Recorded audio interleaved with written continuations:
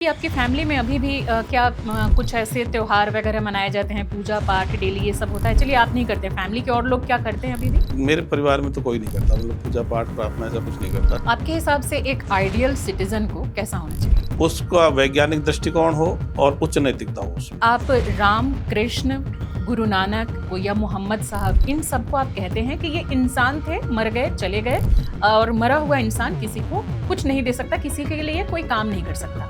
तो इससे आपको नहीं लगता कि अलग अलग धर्म के करोड़ों लोगों की आस्था कहीं ना कहीं आहत होती होगी? जब अंधविश्वास है तो वो चाहे भले उन किसी को बुरा लग सकता है, उसको खुद को फायदा नहीं है। मतलब अंधविश्वास एक तरह से आत्मघाती चीज है, खुद के लिए भी घातक है, देश के लिए भी आत्मघाती है। तो क्या वो करोड़ों अरबों लोग गलत है? लगभग 200 करोड़ लोग बाग हैं जो ईश्वर अल्लाह गॉड को या धर्म को छोड़ चुके हैं।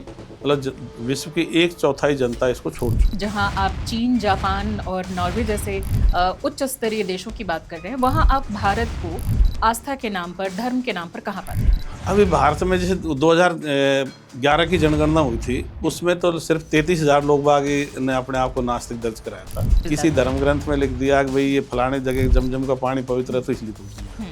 किसी के ग्रंथ में लिख दिया गंगा पवित्र तो इसलिए कर दिया। वो कोई ऐसा इसका वैज्ञानिक उनके पास कोई तथ्य नहीं थे। तो क्या हर मंदिर, मस्जिद, गुरुद्वारा, चर्च जाने वाला व्यक्ति अंधविश्वासी है? क्या अंधविश्वास और आस्था में एक लकीर नहीं है? हाँ बिल्कुल, हर मंदिर, मस्जिद, चर्च, गुरुद्वारा, मठ में जाने, सिनेगोग में जाने वाला व्यक्ति अंधविश्वासी है। आईजी के पद पर हैं आप, तो आपसे लोग डरते होंगे। मैं कभी ऐसा इसका यूज नहीं करता पद का इस मामले में। जब आप किसी को धर्म छोड़ने को कहते हैं, कर्म कांडों के लिए बोलते हैं, या फिर आप स्पिरिचुअलिटी और आध्यात्मिकता के भी खिलाफ हैं? भाई स्पिरिचुअलिटी या आध्यात्मिकता ये भी अंधविश्वास है। भाई आत्मा परमात्मा जैसा कुछ नहीं होता। पूरे एशिया भर में आचार्य प्रशांत के फॉलोअर्स शायद सबसे ज्यादा हैं स्पिरिचुअल टीचर्स। इनको किस तरीके से देखते हैं आप? देखो, अद्वैतवाद वगैरह तक ये तो अंधविश्वास ही है। एक तो क्या वो घुमा फिरा के बातें करते हैं, उनकी रील तो कई वैज्ञानिक दृष्टिकोण के हैं, लेकिन पूरा पॉडकास्ट तो उनका अंधविश्वास भरा होता है। जाकिर नाइक, शमाइल नदवी और इस तरह के बहुत सारे ऐसे मुस्लिम जो टीचर्स हैं, इनकी टीचिंग्स को किस तरीके से आप देखते हैं? मेरा तो ये सोचा है जो मदरसा शिक्षा है, गुरुकुल शिक्षा है, इन पे बैन होना चाहिए। निधि वन के बारे में आपने सुना है, जहाँ कहा जाता है कि अब भी रात में कृष्ण और राधा का वहाँ पर नृत्य होता है। चाहे राम हो, चाहे कृष्ण हो, चाहे मोहम्मद हो, चाहे ईसा हो, चाहे नानक हो, सब मर लिए। इनसे मतलब इनके से जो चमत्कार जोड़े जाते हैं वो मनगढ़ंत झूठी बात है, चालाकी भी हो सकती है।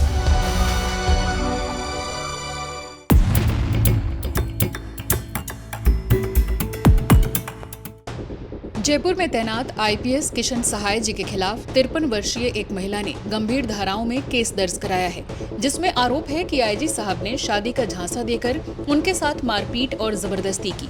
हालांकि इस मामले में अभी जांच चल रही है और हमारा ये एपिसोड इस केस के सामने आने से पहले ही 11 अप्रैल को रिकॉर्ड किया गया था, इसलिए इससे जुड़े सवाल मैं आईजी साहब से नहीं पूछ सकी। हालांकि आईजी साहब ने मीडिया के सामने आकर इस पर अपनी प्रतिक्रिया भी दी है। आगे इसको लेकर जो भी अपडेट होंगे हम आपसे जरूर शेयर करेंगे। तो चलिए फिलहाल पॉडकास्ट की शुरुआत करते हैं। आज हमारे साथ स्टूडियो में एक ऐसे गेस्ट मौजूद हैं जिनकी सोच मेन स्ट्रीम से बिल्कुल अलग है। ये रैशनैलिटी को प्रमोट करते हैं, क्रिटिकल थिंकिंग है और समाज की जो रूढ़िवादी परंपराएं हैं उनको खुलकर चैलेंज करते हैं। जी हाँ, आज हमारे साथ स्टूडियो में मौजूद हैं आईपीएस किशन सहाय जी। बहुत बहुत स्वागत है सर आपका। नमस्ते श्वेता जी, और सभी साथियों को जो बाद में पॉडकास्ट को देखेंगे सुनेंगे उनको भी नमस्ते।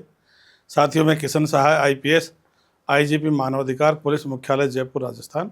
मोबाइल नंबर है 94 609 28 737। आपके भी जो तमाम चाहने वाले हैं उनसे मैं माफ़ी के साथ ये एक रिक्वेस्ट करना चाहूँगी कि जो लोग आस्तिक हैं उनके नज़रिए से भी आज के पॉडकास्ट में मैं सवाल करूँगी, क्योंकि सर की जो थिंकिंग है, जिन चीज़ों को ये प्रमोट करते हैं, वो जो लोग ईश्वरवादी हैं, आस्तिकतावादी हैं, उनको भी कहीं ना कहीं चैलेंज करते हैं। तो आपकी धार्मिक भावनाओं को ठेस ना पहुँचे, इसके लिए आपकी तरफ से भी मैं सवाल करूँगी और उनको क्रिटिकल थिंकिंग से, रैशनैलिटी के साथ सर जवाब देंगे। तो सर सवाल शुरू करें उससे पहले तो थोड़ा ये बताइए कि आप किन संस्थाओं से भी जुड़े हैं और अपनी ड्यूटी के अलावा क्या काम करते हैं उनके लिए? वैसे मैं मानवतावादी विश्व समाज विचारधारा मिशन चला रहा हूँ पिछले 9-10 साल से, और वैसे मेरी सोच समझ मतलब पिछले 25-30 साल से यही है जी। मैं वैसे किसी संस्था से नहीं जुड़ा और इसका भी कोई एनजीओ वगैरह नहीं बना रखा, ये मिशन है, विचारधारा मिशन। जी। और चूंकि मैं आईजी मानवाधिकार हूँ तो ये मानवाधिकार का भी इसमें पॉइंट आता है, भी जाति धर्म से जैसे मानवाधिकारों का हनन होता है, तो मतलब इस विचारधारा को प्रमोशन से कई तरह के भारत को और दुनिया को फायदे हैं। ओके, तो इससे जुड़ी भी तमाम बातें लेंगे। उससे पहले थोड़ा सा आपके बैकग्राउंड में चलते हैं, आपके बचपन, आपकी स्टडी और किस तरह से आपका पुलिस विभाग में आना हुआ। मैं वैसे पढ़ने में ठीक ठीक था, तो मैं शुरू में पढ़ाई में ठीक था, साथ ही साथ मैंने दूसरी तीसरी क्लास में रामायण महाभारत वगैरह पढ़ ली थी। अच्छा। मोरध्वज हरिश्चंद्र की कथाएं भी मैंने पढ़ ली थी और जिज्ञासु प्रवृत्ति का था। फिर बाद में जाकर के मैंने कुरान भी पढ़ी है, बाइबल भी पढ़ी है और लगभग सभी धर्मों का मैंने ज्ञान हासिल किया, सभी देशों के मैंने इतिहास भी पढ़े। और उसके बाद मैंने MNIT से भी इलेक्ट्रॉनिक्स में की थी और मैं उसमें ES में मेरा इलेक्ट्रॉनिक्स में हुआ, उसमें नहीं गया। फिर इसमें इंडियन पोस्टल सर्विस में हुआ था, उसमें भी नहीं गया। यहाँ पर तो मैं स्टेट सर्विस में आया था RPS में, उसमें फिर प्रमोट हो गया 2013 में IPS में आया। ओके, तो आपके अंदर जो रैशनैलिटी की ये भावना आई कि ईश्वर को नहीं मानना है, आपकी इस आइडियोलॉजी की शुरुआत आपकी ज़िंदगी में कैसे हुई? मैं बचपन में काफ़ी धार्मिक था, तो जैसे ये कथाएं पढ़ते थे मोरध्वज हरिश्चंद्र वगैरह की या फिर प्रहलाद दूजी की, बहुत सारी, तो अपने मतलब मैं भी सोचता था कि भाई मैं भी भक्ति करूंगा और मुझे भगवान मिलेंगे, जैसे इसमें इनके बारे में बता रखा है। लेकिन जब मैं बड़ा हुआ 9वीं 10वीं में थोड़ा मैं कम हुआ और फिर बाद में कॉलेज स्तर पे आते ही मेरे को ऐसा महसूस होने लग गया भी ईश्वर, अल्लाह, गॉड ये तो कल्पना मात्र है और राम कृष्ण वगैरह ये या मोहम्मद या ईसा ये आदमी रहे होंगे और लेकिन ये मर गए, तो मरा आदमी कुछ नहीं कर सकता। ओके, तो जब इन सब चीज़ों के बारे में आपने अपनी फैमिली में बताया होगा, और हम सब की फैमिली ज़्यादातर ईश्वर को मानने वाली ही होती है, अल्लाह को, गॉड को किसी भी ना किसी रूप में मानने वाली ही होती है, तो आपकी फैमिली से कैसा रिएक्शन आया? क्या वहाँ पर स्ट्रगल करना पड़ा, वहाँ बहस हुई, डांट पड़ी, कुछ ऐसा हुआ? नहीं, मेरे पिताजी श्रीमद् भागवत पढ़ते थे रोजाना, तो फिर मैं ये बातें कहता तो मेरे पिताजी ने मतलब गांव की भाषा में ही कहा था कि भाई छोरा मैं पढ़ू तो हूँ पर बात में वो तेरी सही लगे। अच्छा। हाँ, तो उन्होंने तो मेरे पिताजी उदार थे, फिर उन्होंने तो इनको अप्रिशिएट किया। मेरी माँ थी वो ज़्यादा धार्मिक थी, तो वो तो यूँ कहती, जैसे देवी देवताओं को, लोक देवताओं को गाँव में पूजते हैं, तो वो तो कहती भी ये जानता नहीं है, इसलिए वो थोड़ा देवताओं से माफ़ी वगैरह मांग लेती। अच्छा, आपकी तरफ से माफ़ी मांगती थी? हाँ, वो तो करती थी। ओके, तो जैसे कि आपकी फैमिली में अभी भी क्या कुछ ऐसे त्योहार वगैरह मनाए जाते हैं, पूजा पाठ डेली ये सब होता है? चलिए आप नहीं करते, फैमिली के और लोग क्या करते हैं अभी भी? नहीं, मेरे परिवार में तो कोई नहीं करता, मतलब पूजा पाठ प्रार्थना ऐसा कुछ नहीं करता। घर में कोई मूर्ति वगैरह भी कुछ ऐसी नहीं है, नहीं कोई किसी भी धर्म को, हिंदू मुस्लिम सिख ईसाई जैन किसी धर्म को मानने की कोई ऐसी बात नहीं है। सिंपल लाइफ जीते हैं। तो चलिए, वो आपकी आइडियोलॉजी थी, उन लोगों को क्या कन्विंस करना पड़ा या वैसे ही वो लोग आपको देख देख के कन्विंस हो गए, फैमिली मेंबर्स जो आपके साथ हैं? देख देख के कन्विंस हो गए बस। ओके, तो अभी जो जैसे होली, दिवाली, ईद, मुहर्रम ये सब जो भी त्योहार अलग अलग होते हैं, हिंदू मुस्लिम सिख ईसाई जिनके भी, तो ज़्यादातर घरों में वो मनाए जाते हैं, तो आप लोग उसमें शामिल होते हैं जिस कॉलोनी में, मोहल्ले में या सोसाइटी में रहते हैं? मैं शामिल नहीं होता बस। ओके। और जैसे सरकारी बिल्डिंग में ज़्यादातर, जैसे मैं फ्लैट्स में रहता हूँ, तो वहाँ कोई ऐसे मनाते भी नहीं है बस।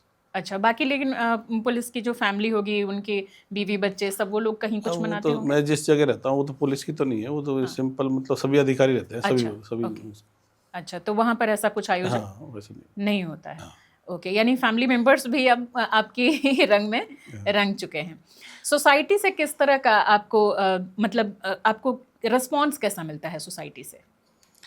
मैं इसकी हज़ारों मीटिंग ले चुका, school, college, library, coaching centre, गांव में, मोहल्लों में।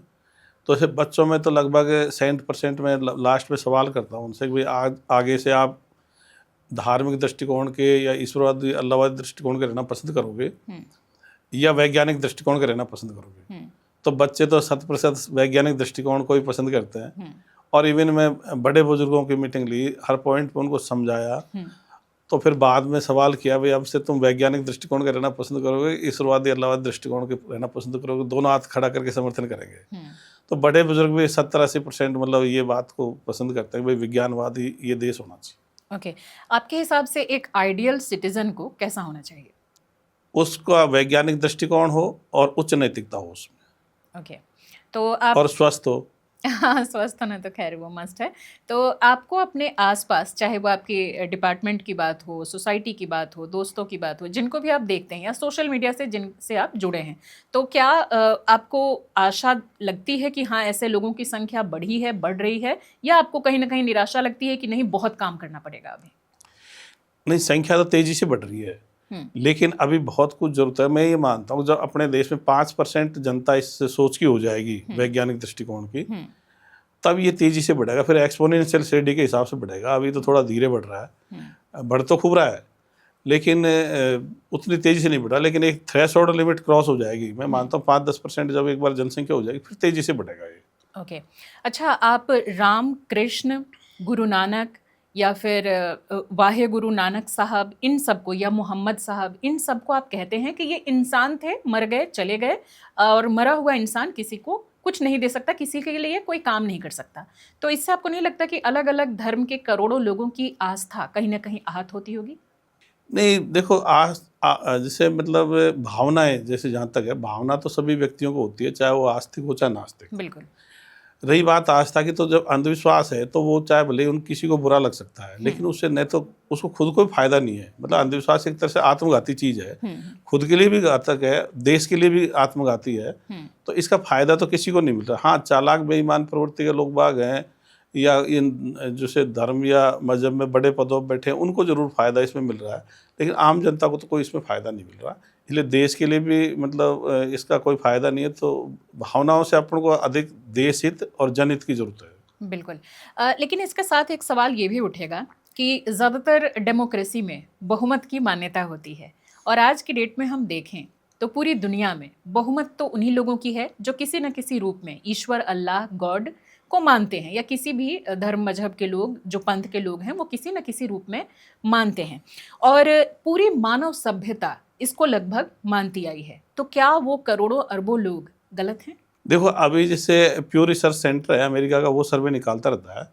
अभी ताजा में आया था, लगभग 200 करोड़ लोग बाग हैं जो ईश्वर, अल्लाह, गॉड को या धर्म को छोड़ चुके हैं।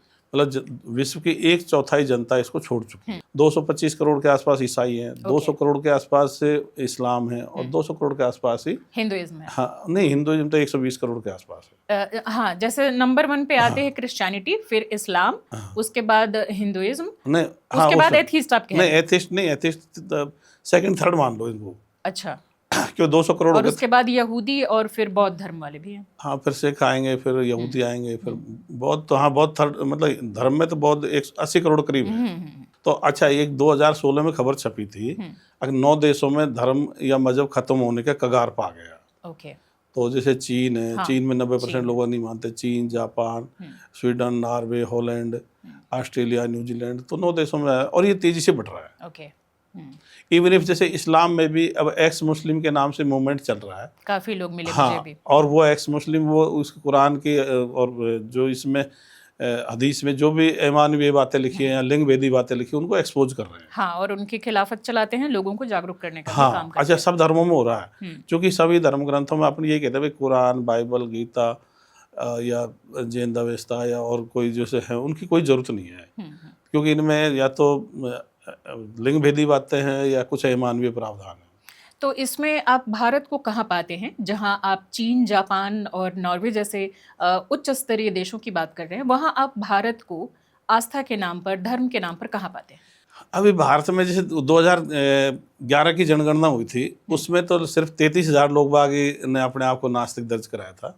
ओके। 33,000 ने, जबकि वो 121 करोड़ कुछ जनसंख्या थी। बहुत पीछे हैं अभी हाँ, लोग।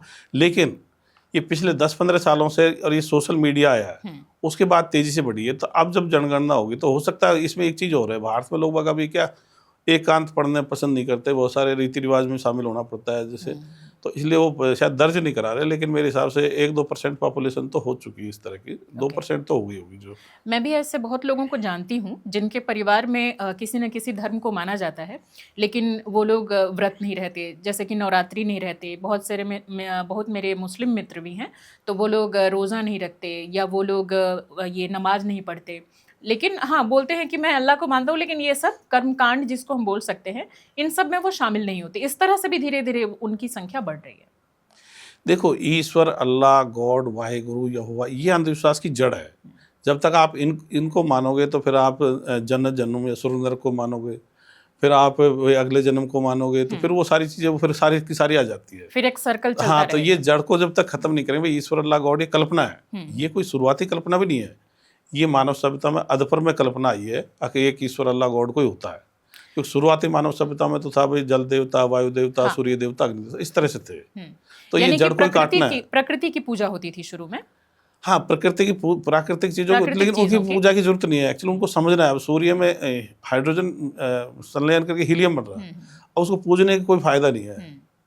वो तो वैसे भी हाँ, तो उसको तो विज्ञान के द्वारा समझो, जरूरत है वो मिल ही जाएगा। हाँ, तो वो समझने की जरूरत है। हाँ, ये जो जैसे हम नदियों की बात कर रहे हैं या सूरज की बात कर रहे हैं, जो प्रकृति पूजा की बात कर रहे हैं, पेड़ों की, तो मेरे ख्याल से उसका मुख्य मकसद ये था कि इनकी सुरक्षा करो, इनका विनाश मत करो, क्योंकि इन्हीं से हमें खाने पीने रहने की सारी चीजें, ऊर्जा मिल रही हैं। शायद इसलिए उनकी पूजा करते होंगे। धीरे धीरे वो ईश्वर में देखो, तब्दील वो पहले भी कोई विज्ञानवादी नहीं थे, वो तो अपने हिसाब से ही करते। कोई धर्म नहीं, किसी धर्म ग्रंथ में लिख दिया कि भाई ये फलाने जगह जमजम का पानी पवित्र है तो इसलिए पूज लिया, किसी के ग्रंथ में लिख दिया गंगा पवित्र तो इसलिए कर लिया। वो कोई ऐसा इसका वैज्ञानिक उनके पास कोई तथ्य नहीं थे।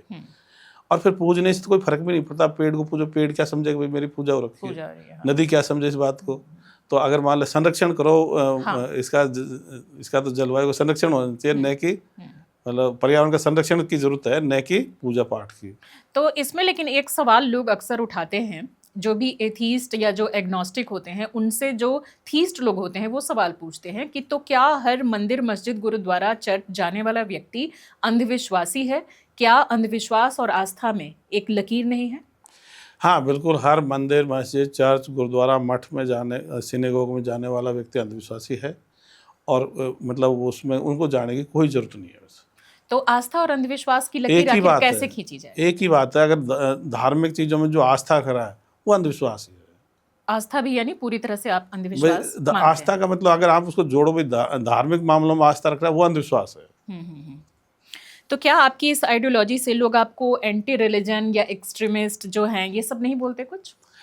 कुछ बोलते हैं, 10-5% लोग नेगेटिव कमेंट्स करते हैं, कुछ तो गाली भी देते हैं, कुछ ऐसे भी करते हैं, लेकिन मैं उनका ज्यादा सोशल मीडिया पर, हाँ, पर मैं उनका इतना बुरा नहीं मानता, क्योंकि मुझे बहुत बुरा लगता है तो किसी को डिलीट कर देता हूँ या ब्लॉक कर देता हूँ, पर मैं अपने स्तर नहीं गिराता हूँ। नहीं, वैसे भी आप जिस पद पर हैं, आईजी के पद पर हैं आप, तो आपसे लोग डरते होंगे, तो आपके फ्रंट पे आकर के तो बोलने की हिम्मत नहीं रखेंगे। सोशल मीडिया पर चूंकि किसी का कोई चेहरा नहीं होता, अलग अलग नामों से लोग फेक नेम से भी आईडी बना लेते हैं, तो उसका इस्तेमाल करके भले आपको कुछ बोल दे तो भी डरते होंगे, मुझे लगता है। मैं कभी ऐसा इसका यूज नहीं करता पद का इस मामले में। सोशल मीडिया पे मतलब मैं वर्दी में तो इसलिए मैं देता हूँ ताकि जनता में चीज़ ज़्यादा मतलब जनता तक पहुँचे, ज़्यादातर जनता तक पहुँचे। अन्यथा मैं इसका कोई ऐसा उपयोग नहीं कर रहा कि मैं किसी को दबाने के लिए, धमकाने के लिए उपयोग कर रहा हूँ, ऐसा मेरा कुछ नहीं। नहीं, आप नहीं करेंगे, सामने वाला खुद ही सोचेगा कि अच्छा अगर मैं इंटरनेट पे भी कुछ करता हूँ तो ट्रैक ना हो जाए, मेरा आईपी एड्रेस या कुछ मेरे ऊपर कार्रवाई ना हो जाए। एक खौफ तो रहता ही है वर्दी और उस पोस्ट का। हाँ, रहता होगा। वैसे भी अपने देश में IAS IPS के भी लोग बाग इज्जत से देखते हैं, काफ़ी इज्जत करते हैं इन पदों की और उनकी बात को तवज्जो देते हैं। मैं बता दूं, शुरू में तो मैं मेरे मतलब DP पे अपनी फ़ोटो भी नहीं लगाई, मैं विचारधारा को लेकर करके उसका फ़ोटो ही लगा था।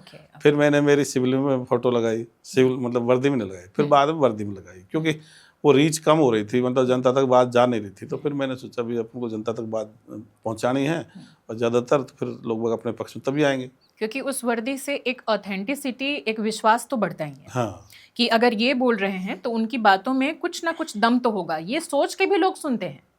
एक आम आदमी से ज़्यादा आपको सुनेंगे, लोग सुनते होंगे। आपका एक्सपीरियंस क्या करता है? हाँ, बिल्कुल, उसका तवज्जो देते हैं, इसमें तो कोई दो राय नहीं। बहुत सारे लोग तवज्जो देते हैं, वो बात को ऑथेंटिक मानते हैं। एक पॉइंट का मैं थोड़ा क्लियर कर दूं, जैसे आपने रीति रिवाज के लिए पूछा था, मैंने उस पर पूरा नहीं बताया। मेरा ये सोच है कि पहले अंधविश्वास को खत्म करो। रीति रिवाज तो कई बार क्या है कि पहले से भी चले आ रहे होते हैं। हाँ। कोई धर्म जैसे मान ले बकरीद थी तो इस्लाम से पहले भी चली आ रही थी। हाँ। तो इसलिए रीति रिवाज को लास्ट में, और रीति रिवाज में से वो इससे जो अंधविश्वास है, तो इसलिए मैं रीति रिवाजों पे पहले शुरुआत में उनको ज़्यादा मैं टारगेट भी नहीं करता। मेरा टारगेट तो मतलब अंधविश्वास है, और जो काल्पनिक बातें हैं या जो गुजर गए उनसे संबंधित है, उनको मैं ज़्यादा कर रहा हूँ। धर्म या परंपरा का धर्म हिंदू मुस्लिम सिख ईसाई जैन को ख़त्म करना है, ईश्वर अल्लाह गॉड जैसा कुछ नहीं है, कोई जन्नत जन्म स्वर्ग नरक नहीं है, कोई फरिश्ते या जिन या भूत प्रेत नहीं है, देवी देवता नहीं है, अपन इनको कर रहे हैं। मैं सोचता हूँ जब ये समझ बैठ जाएगी लोगों को तो फिर जो जो जो रीति रिवाज जितना अंधविश्वास है वो वैसे ही हट जाएगा। बिल्कुल। तो आप मानते हैं कि धर्म ने इतिहास में कुछ भी पॉजिटिव रोल अदा नहीं किया, चाहे वो मोरालिटी या सोशल फ्रेम या किसी भी तरीके से? इससे धर्म से एक तो हुआ है कि भाई इस धर्म के बाद में इससे बड़े बड़े शासन स्थापित हुए, बड़े बड़े राज्य स्थापित किए गए धर्म के आधार पर। जैसे मान लीजिए जो इस्लाम वालों ने किए खलीफा के द्वारा, तो फिर बहुत सारे जैसे आदिवासी टाइप के लोग थे वो भी उनके संपर्क में आए और एक बड़े राज्य के हिस्से बने, तो उनको तक भी वो बातें पहुंची जो आम जनता में थी, जो कटे हुए थे मतलब। तो इससे एक तो हुआ कि लोगों का संपर्क बढ़ा, लेकिन इससे अंधविश्वास फैला। तो फिर हुआ मतलब यूनिटी के आधार पर वो शासन तो कर लिया, लेकिन उसने विज्ञानवाद को रोक दिया इन धर्मों ने। तो उससे पहले विज्ञान, जैसे मान चीन में कोई ज़्यादा धर्म नहीं बढ़ा तो वो विज्ञान था, यूनान में था। फिर इसके बाद जब ये धर्म ज़्यादा प्रचलन में आ गया तो फिर मंदिर बनाओ, मस्जिद बनाओ, चर्च बनाओ, गुरुद्वारा बनाओ, मठ बनाओ, इनकी पूजा करो। बस इसके द्वारा कुछ नहीं बनी। पहले कोई मम्मी बना रहे थे, कोई वो पिरामिड बना रहे थे, कोई दूसरे और कई विचारक पैदा हो रहे थे। कहीं जैसे चीन में उन्होंने रेशम का कपड़ा बनाना शुरू किया। तो पहले लोग बाग कुछ न कुछ बना रहे थे, जैसे सिंधु घाटी सभ्यता, नगर सभ्यता थी। लेकिन जैसे ही ये धर्म आया तो फिर ये किया इन्होंने, बस सब मानव सभ्यता का ध्यान इधर बदल दिया। अगर भाई भगवान अल्लाह गॉड की पूजा पाठ प्रार्थना करो, नमाज पढ़ो और बस वो मिल जाएगा, अगले जन्म के लिए कर लो प्रयास, बस इस जन्म। ज़्यादातर जो हमारे समाज में लोग हैं उनका ये मानना है कि धर्म हमारे अंदर अपराध करने की जो प्रवृत्ति है उसको रोकता है, और अगर धर्म को खत्म कर दिया जाए तो ज़्यादातर लोग अपराधी बन जाएंगे, क्योंकि उनके अंदर से पाप पुण्य की जो भावना है वो खत्म हो जाएगी। आपको ऐसा लगता है? नहीं, देखो दो तरह से इसको प्रैक्टिकल देखो। सोशल मीडिया पे आमतौर पर जैसे गाली गलौच ओछी बातें करते हैं वो धार्मिक कट्टरपंथी लोग करते हैं, धार्मिक। तो अगर मान लो उनको इस तरह की चीज़ होती तो उनको बोलना चाहिए, ठीक होनी चाहिए। दूसरा मतलब नैतिकता की वजह से आदमी गलत काम करने से रुकता है, या समाज के डर से या फिर कानून के डर से। मतलब धर्म के हिसाब से कोई नहीं रुक रहा, पुण्य और पाप के हिसाब से। हाँ, इससे आप देखते हो जैसे अपने अखबारों में पढ़ते हैं भाई कोई बड़े बड़े कोई कारोबारी उद्योगपति या बड़े अधिकारी या नेता भ्रष्टाचार में जा रहे हैं तो खूब पूजा पाठ या प्रार्थना करते हैं। तो इससे रुक नहीं रहे, उल्टा इससे तो मतलब एक चालाकी हो रही है। ऐसे लोग सोच रहे हैं, अगले वाले सोचते हैं यार ये धर्म की वजह से डर रहा होगा, ये भगवान अल्लाह से डर रहा होगा, ये नहीं कर रहा होगा, लेकिन कर सब रहे। अपन देखते हैं जैसे मान लीजिए पहलगाम में घटना करी थी वो, तो वो तो मतलब मजहबी लोग बाकी थे, मजहबी थे, उनको तो वो 72 कितनी मिलती हैं और वो इस तरह के वो मतलब वो सारी कर रहे थे, तो डरे कहाँ पर। अब जैसे इसमें इजराइल में हमास में हुआ तो वो धार्मिक ही हैं, तो डर कहाँ रहे। तो मोरालिटी जो है वो क्या सिर्फ कॉमन सेंस की बात है? बिल्कुल, मोरालिटी कॉमन सेंस की बात है। और इसमें अगर मैं ये सोचूं मेरी जगह जैसे दूसरे की जगह मैं होता अगले की जगह, तो मैं क्या मतलब क्या एक्सपेक्ट करता, क्या उससे मतलब उम्मीद करता, वैसा व्यवहार अपन को करना चाहिए।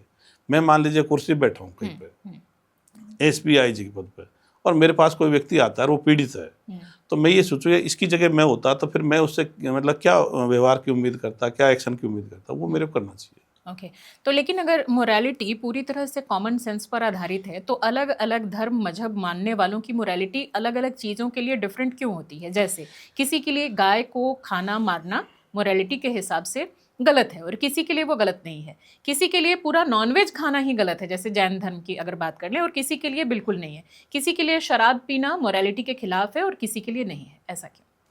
हाँ, वही तो कह रहे हैं अपन, जो धर्म ग्रंथ है मजहबी किताबों की मोरालिटी मतलब उसमें मानवीय तत्व नहीं है।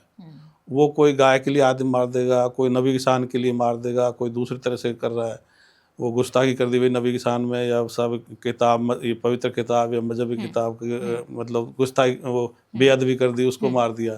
तो जो धार्मिक या मजहबी मोरालिटी है ये सही नहीं है, ये कॉमन सेंस पर आधारित भी नहीं है। और दूसरी बात अपन जैसे मान लो कोई क्या खाता है, क्या पीता है, क्या कपड़े पहनता है, किससे प्यार प्रेम करता है, किससे यारी दोस्ती करता है, किससे शादी करता है, ये पर्सनल मैटर है। तो इसको अपन उसमें ये मतलब उस किसी के पर्सनल मैटर में दखलंदाजी करना वो नैतिकता के खिलाफ। तो आइडेंटिटी, कल्चर और ट्रेडिशन खत्म नहीं हो जाएंगे अगर हम धर्म को छोड़ देंगे? नहीं, और बेहतर हो जाएगा। जो सही चीज़ें हैं वो मतलब प्रचलन में आ जाएंगी, जो गलत चीज़ें वो मतलब उससे आउटडेटेड हो जाएंगी, निकल जाएंगी।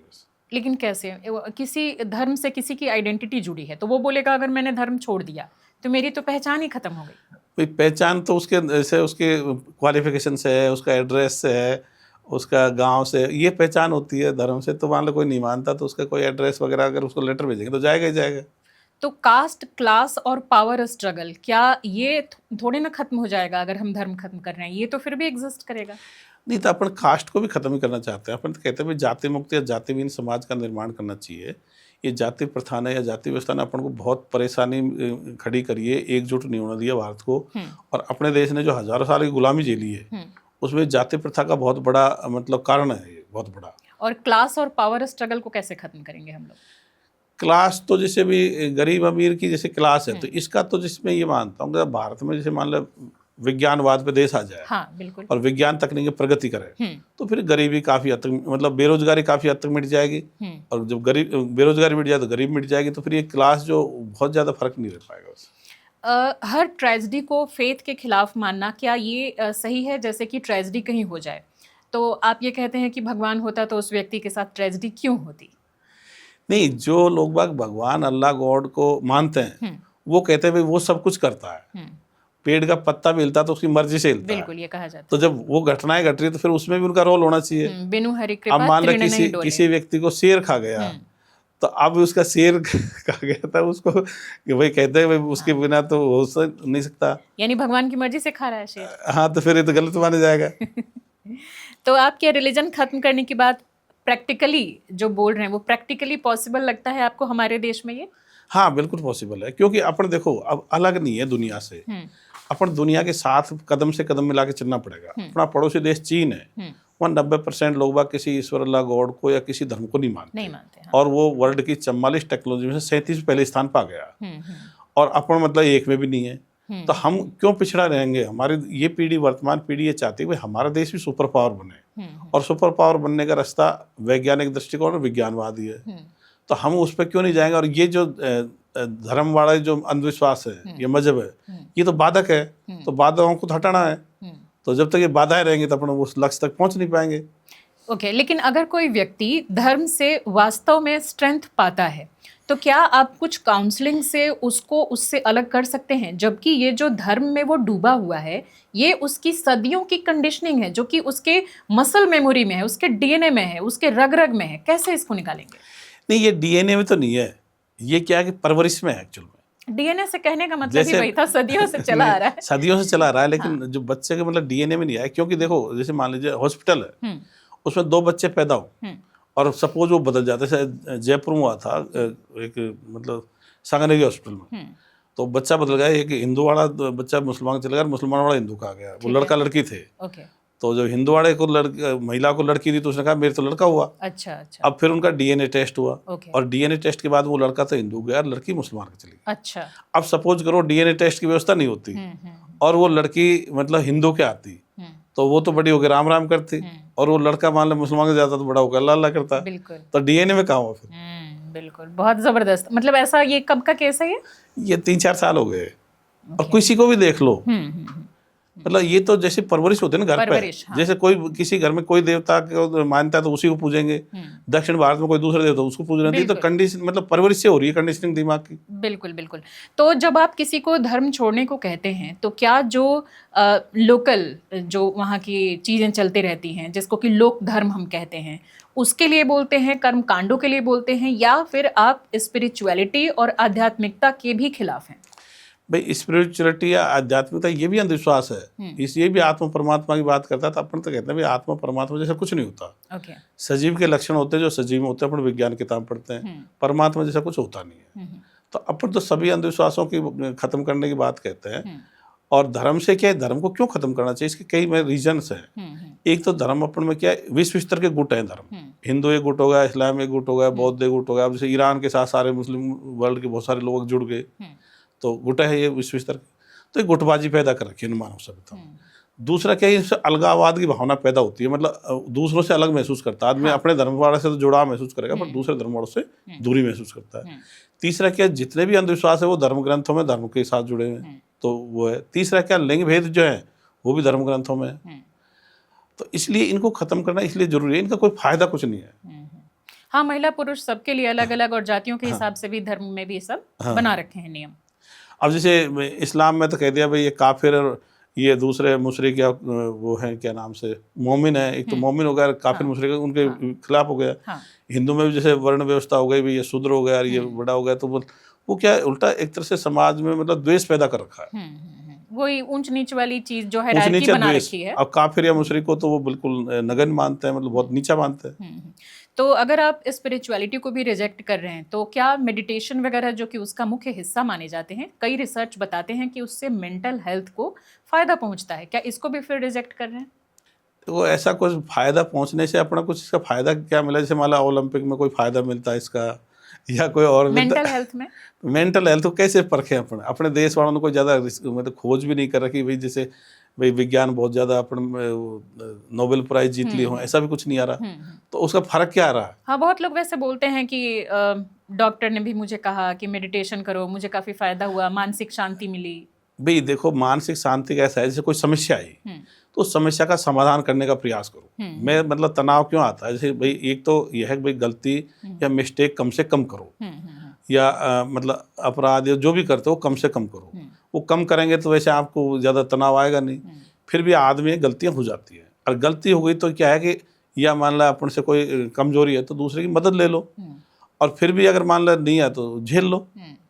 मतलब जीवन से बढ़ के थोड़ी है, तो मतलब इतना तनाव करने की जरूरत नहीं है कि भाई कोई छोटा सा नुकसान किसी को हो रहा है तो उसके लिए बहुत तनाव करने की जरूरत नहीं है। जीवन में मतलब आप मतलब रास्ते में चल रहे हो, रोड पे आप बिल्कुल बढ़िया चल रहे हो, लेकिन कोई जरूरत दूसरा भी आपको एक्सीडेंट कर सकता है, उसकी गलती से भी आपको एक्सीडेंट हो सकता है। तो 70-80% जीवन तो अपने हाथ में होता है, 20-30% अपना जीवन में दूसरे भी इन्वॉल्व होते हैं, बाधा भी पैदा करते हैं या सहयोग भी करते हैं। ओके, अभी आजकल भारत देश में जहां हम एक तरफ बात कर रहे हैं कि हमें रैशनल होना चाहिए, क्रिटिकल थिंकिंग को हमें और ज़्यादा डेवलप करना चाहिए, ऐसे में कई धर्म गुरु जो हैं वो करोड़ों की संख्या में अपने फॉलोअर्स लेकर के चल रहे हैं। प्रेमानंद जी महाराज हैं, अनिरुद्धाचार्य जी हैं, धीरेन्द्र शास्त्री हैं, ये सब लोग काफ़ी तेज़ी से करोड़ों लोगों को इन्फ्लुएंस कर रहे हैं धर्म और साथ साथ आस्था को भी आगे प्रमोट करने के लिए। और कुछ इसमें से ऐसे हैं जो कि नाम जप को, चाहे वो राम राम कहने को बोलें या राधे राधे कहने को बोलें, वो संख्या बताते हैं कि इतनी संख्या में जप करो तो तुम्हारा कल्याण होगा, तुम्हारा उद्धार हो जाएगा। इनको किस तरीके से देखते हैं? भाई ये आपने जो बात कही है ना, भारत में जैसे पहले बताते हुए 33 करोड़ देवी देवता थे, उनसे लोग मदद मांगते, वो अपने मेहरबानी करते। और उसके बाद में फिर इस्लामिक शासन आया, मुस्लिम शासक आए, तो उनके पीर पैगंबर और उनको भी फ़कीर उनसे भी मदद लेने लगे, उनकी कब्रों पे भी जा रहे हैं। फिर जब क्रिश्चियन आए तो उनके भी ईसा और दूसरे संतों की मदद लेने लगे। और अभी आपने जैसे काफ़ी इनके नाम बताए, कुछ धर्मगुरु या मजहबी जैसे स्कॉलर्स हैं, जैसे जाकिर नायक भी इनमें शामिल, उनकी भी बात करेंगे आगे, पहले इनकी बात कर लें। तो इनसे अपन मदद मांग रहे हैं, लेकिन फिर भी भारत में 25-30% मतलब गरीबी है, और बहुत युवा बड़े स्तर पे बेरोजगार हैं। तो फिर फायदा मिल क्या रहा है? एक तरफ तो कहते हैं साहब उनसे फायदा मिल रहा है, उनसे मिल रहा है, मतलब अपने देश में क्या वैज्ञानिक दृष्टिकोण का अभाव है, इसलिए लोगों में आत्मविश्वास नहीं पनप, खुद पे भरोसा नहीं है, तो साहस की भी कमी है। तो जब वैज्ञानिक दृष्टिकोण होगा और उनमें साहसी बनेंगे, एंटरप्रेन्योरशिप आएगी, तो फिर इतना उनको समस्या नहीं आएगी। ये तो क्या उनके एक तरह से उनको सहारा देने का प्रयास करते हैं, सहारे से फिर वो और कमज़ोर हो जाते हैं। तो इनका कोई फ़ायदा नहीं है कुछ भी। ये मतलब वो लोग एक साइकोलॉजिकल कहीं भीड़ में जाते हैं, किसी के पास में कोई धर्मगुरु होगा, उसके पास भीड़ में जाएगी, काफ़ी संख्या होती है, तो वो संबल महसूस करते हैं भाई इतने सब मेरे साथ इतने लोग वहाँ खड़े हैं। लेकिन समस्याएं तो खुद को भी फेस करनी होती है उसमें। मेंटल पीस की बात करते हैं ये बाबा लोग कि मेंटल पीस तुम्हें मिलेगा और ईश्वर तुम्हारे काम को कर देगा, यानी कि तुम्हारे घर में अगर कोई समस्या आ रही है वो दूर हो जाएगी, बच्चों की शादी नहीं हो रही है, बेटी की शादी नहीं हो रही है, वो हो जाएगा, किसी को पुत्र की प्राप्ति चाहिए आज के डेट में भी तो वो तुम्हें मिल जाएगा। तो इसके लिए नाम जप का वो लोग सहारा देते हैं। इस नाम जप की प्रथा को मैं देख रही हूँ पिछले कुछ सालों में इतनी तेजी से बढ़ा है, इसको कैसे देखते हैं? हाँ, तो ये अंधविश्वास है, इससे कुछ फायदा नहीं होता। अब मान लीजिए उसके पास हजारों लोग बग जाते हैं, अब किसी को काम, अच्छा उसके लिए जो आदमी जिसको काम के लिए जाता है उसके लिए प्रयास भी करता है, उसके प्रयासों से वो काम हो जाते हैं, जो वो भाई बाबा का कह देते हैं, भाई बाबा की मेहरबानी से हो गया। जिनके काम नहीं होते फिर वो कुछ नहीं कहते, तो उनको हाईलाइट करते हैं। बहुत सारे इनमें मतलब मैनेज्ड भी होते हैं कई बार, जैसे इनकी बड़ी बड़ी सभाएं होती हैं तो उसी को माइक देते हैं, भाई तू थोड़ा बोल देना, बड़ाई कर देना। लेकिन रियलिटी में ऐसा कुछ नहीं है, क्योंकि भारत की समस्याओं में तो पूरी देश की अगर समस्याएं देखें तो इसमें तो इनका कोई रोल आ नहीं रहा। न देश में गरीबी में इनका कोई फायदा मिल रहा, न बेरोजगारी मिल रहा है, तो इनका रियल में कुछ नहीं है। वो अब मन से मतलब हो सकता है खुशी महसूस कर लें, तो एक मनोस्थिति की बात है, इससे ज़्यादा कुछ नहीं। तो ये तो धर्म गुरुओं की बात हो गई, जो कि अंधविश्वास और धर्म इन सब के बारे में हम बात कर रहे हैं। स्पिरिचुअल टीचर भी कुछ आज के डेट में ऐसे देश में तेजी से उभरे हैं और करोड़ों में उनके फॉलोअर्स हैं। पूरे एशिया भर में आचार्य प्रशांत के फॉलोअर्स शायद सबसे ज़्यादा हैं स्पिरिचुअल टीचर्स में। इनको किस तरीके से देखते हैं आप, जो कि अद्वैत की शिक्षा देते हैं, एक तरफ रैशनैलिटी को भी प्रमोट करते हैं, क्रिटिकल थिंकिंग को भी प्रमोट करते हैं, अंधविश्वास को दूर करने के लिए भी काफ़ी अच्छा प्रयास वो कर रहे हैं। दूसरी तरफ वो जो अद्वैतवाद की शिक्षा देते हैं, गीता पढ़ाते हैं लोगों को, उसको किस तरीके से देखते हैं? देखो, अद्वैतवाद वगैरह तक ये तो अंधविश्वास ही है। वो पता नहीं अहम है, अहम वगैरह ऐसे शब्द काम में लेते हैं। एक तो क्या वो घुमा फिरा के बातें करते हैं। अगर कोई मतलब आपने एक लाइन का उत्तर होगा तो उसको आधा घंटा खींचेंगे, तो एक तो समय का वेस्ट करते हैं। दूसरा क्या, उनकी रील तो कई वैज्ञानिक दृष्टिकोण के हैं, लेकिन पूरा पॉडकास्ट तो उनका अंधविश्वास भरा होता है। लेकिन उसमें से कोई मतलब कोई लाइन निकाल लो, 1-2 मिनट की रील, उसमें वैज्ञानिक दृष्टिकोण की, विज्ञानवाद की मिल सकती है। तो वो क्या है कि उल्टा अंधविश्वास को और फैला रहे हैं, वो दूसरी तरह से फैला रहे हैं। उसका कोई भारत को फायदा नहीं मिलेगा। वो घुमा फिरा के बातें करते हैं, और मुझे तो उससे मतलब दोनों तरह की बातें करते हैं। तो अगर आदमी दोनों तरह की बातें करेगा तो उससे कोई देश को दिशा नहीं मिलेगी। और जाकिर नाइक, शमाइल नदवी और इस तरह के बहुत सारे ऐसे मुस्लिम जो टीचर्स हैं, जो अपने आप को स्पिरिचुअल टीचर या धर्मगुरु, मजहब के गुरु बताते हैं, इनकी संख्या भी तेज़ी से बढ़ी है। और ख़ासकर इनका जो असर है वो यंगस्टर्स पर बहुत ज़्यादा देखने को मिल रहा है। इनकी टीचिंग्स को किस तरीके से आप देखते हैं, उसमें कहाँ फ्लॉज हैं? इसमें सही कह रहे हो, जैसे छोटे बच्चे होते हैं तो वो क्या, अपने माँ बाप आमतौर पर धार्मिक है लोग, तो धार्मिक हैं, मजहबी हैं, तो वो जैसे माँ बाप को फॉलो करते हैं। तो उस समय छोटा बच्चा होता है तो अपने माँ बाप को 100% सच मानता है। अगर मेरे पिताजी बदर करते हैं, ये सब चीज़ जानते हैं, सब कुछ करते हैं, उनको सर्वशक्तिशाली, सर्वज्ञ मानता है। हाँ, बिल्कुल। अब ये जाकिर नायक है या नदवी वगैरह है, ये अंधविश्वास फैला रहे हैं, क्योंकि कुरान और हदीस को बहुत सारे लोगों ने पढ़ा है, मैंने पढ़ रखा है। ये उनको जैसे अल्लाह को या जन्नत जन्म को या जिन्न को या फरिश्तों को ये सत्य मानता है, अपन को काल्पनिक मानते हैं। भाई ये काल्पनिक है, अंधविश्वास, ऐसा है कुछ नहीं। अब चूंकि जो धार्मिक आदमी ने भी ग्रंथ पढ़ रखे हैं, मजहबी लोगों ने पढ़ रखे हैं, और वैज्ञानिक दृष्टिकोण वाले भी पढ़ा। अब वैज्ञानिक दृष्टिकोण तो उसकी जो अंधविश्वास वाली बात है उनको खारिज कर देता है, और जो मजहबी या धार्मिक लोग हैं उनको सत्य मान लेता है। तो ये भी अंधविश्वास फैला रहे हैं बड़े स्तर पे, और इससे कट्टरता फैला रहे हैं। तो इनको भी मतलब मैं तो ये कहता हूँ भाई, एक तो ये धार्मिक शिक्षा है, उल्टा मेरा तो ये सोचा है जो मदरसा शिक्षा है, गुरुकुल शिक्षा है, इन पे बैन होना चाहिए। तो इनसे क्या, बच्चे भी धार्मिक में फिर कट्टरपंथी हो जाते हैं और अंधविश्वासी हो जाते हैं। तो इसलिए इनका भी कोई फायदा नहीं है। ये भी तरह अंधविश्वास को फैला रहे हैं, और एक तरह से वो इस्लाम की सुपीरियरिटी साबित करने के प्रयास में रहता है। जैसा भी वो नदवी था, तो उसने क्या, एक तरफ तो उससे बहस करी थी जावेद अख्तर से।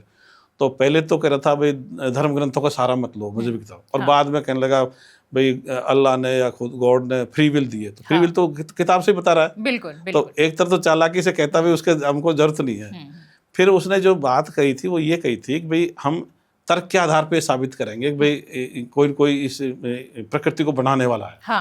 तो उसने जो मैन मेड चीज़ें उनका उदाहरण, कंप्यूटर है तो कोई बनाया होगा, लेकिन अब वो पहाड़ है इसको बनाया होगा, इसका मतलब वो नहीं बता सकता, क्योंकि ये चीज़ें कॉज इफेक्ट थ्योरी से चल रही है, वैज्ञानिक दृष्टिकोण कार्य कारण सिद्धांत से चल रही है। वो डुअर इफेक्ट थ्योरी भाई इसका करता है और उसने बनाया। वो बॉल की बात कर रहे थे, या दूसरी तरफ फिर नेचर की भी बात कर रहे थे। हाँ, तो बॉल तो देखो ये अपन खूब जानते हैं, जैसे मान लो मैन मेड चीज़ें भी अपन जानते हैं, जानवर भी जैसे कोई खुंडी बना लेता है, कोई घोंसला बना लेता है, उतना तो अपन जानते हैं।